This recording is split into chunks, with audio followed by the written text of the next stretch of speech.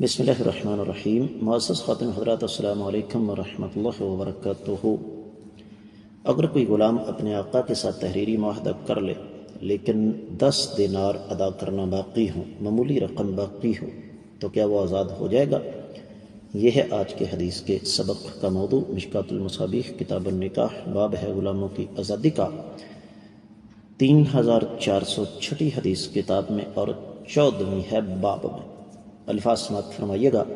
وعن عمرو بن شعیب عن ابیہ عن جدہ ان رسول اللہ صلی اللہ علیہ وسلم قال من كاتب عبده على 100 أوقية فأداها إلا 10 أواق أو قال 10 دنانير ثم عجز فهو رقيق، رواه الترمذي وابو داود وابن ماجہ۔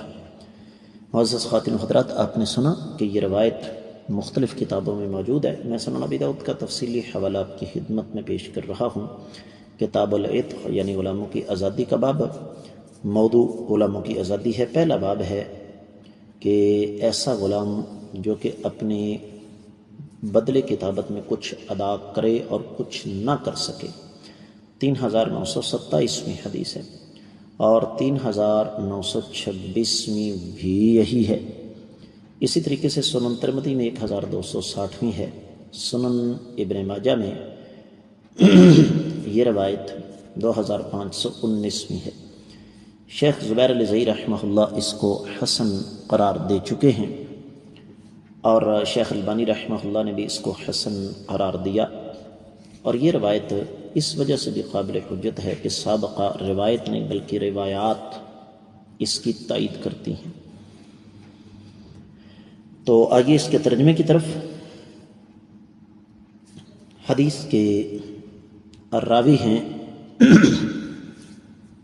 سیدنا عمرو بن شعیب، وہ اپنے والد سے اور وہ اپنے دادا سے روایت کرتے ہیں کہ نبی علیہ الصلوۃ والسلام نے فرمایا، جس نے اپنے غلام سے 100 اوقیہ پر تحریری معاہدہ کیا اور غلام کے ذمے صرف 10 اوقیہ یا فرمایا 10 دینار باقی رہ گئے اور وہ ادا نہ کر سکا تو وہ غلام ہی رہے گا۔ معزز خواتین و حضرات، اس سے پہلے اس موضوع پر بات ہو چکی ہے، لیکن میں یہاں ایک سوال خود ہی کر کے اس کا جواب آپ کو دینے کی کوشش کرتا ہوں کہ ایک طرف شریعت اسلامیہ غلامی کی شدید حوصلہ شکنی کرتی ہے، اور یہ بات میں اور آپ اچھی طرح جانتے ہیں، اور دوسری طرف ایک غلام نے اول تو ہزاروں نہیں تو سینکڑوں دینار ادا کر دیے، صرف 10 دینار باقی رہ گئے، تو پھر بھی کہا تم غلام رہو گے۔ وجہ کیا ہے؟ سبب کیا ہے؟ اصل بات یہ ہے معزز خواتین و حضرات کہ شریعت اسلامیہ غلامی کی حوصلہ شکنی ضرور کرتی ہے، لیکن ساتھ ساتھ یہ بات بھی ذہن میں رکھیں کہ اسلام سے زیادہ عدل والا دین اور کوئی نہیں۔ اگر یہ دروازہ کھول دیا جائے کہ غلام معمولی قیمت باقی ہو تو آزاد ہو جائیں، تو پھر یہ سلسلہ آہستہ آہستہ دراز ہوتا ہوتا کہیں کا کہیں پہنچ جائے گا۔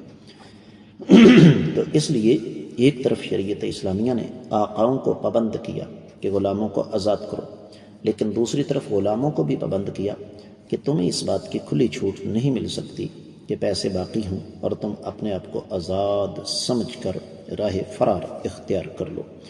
میں امید کرتا ہوں کہ آپ کو یہ حدیث اچھی طرح سمجھ آ گئی ہوگی۔ اس کے ساتھ ہی آج کے سبق سے اجازت چاہوں گا۔ السلام علیکم ورحمۃ اللہ وبرکاتہ۔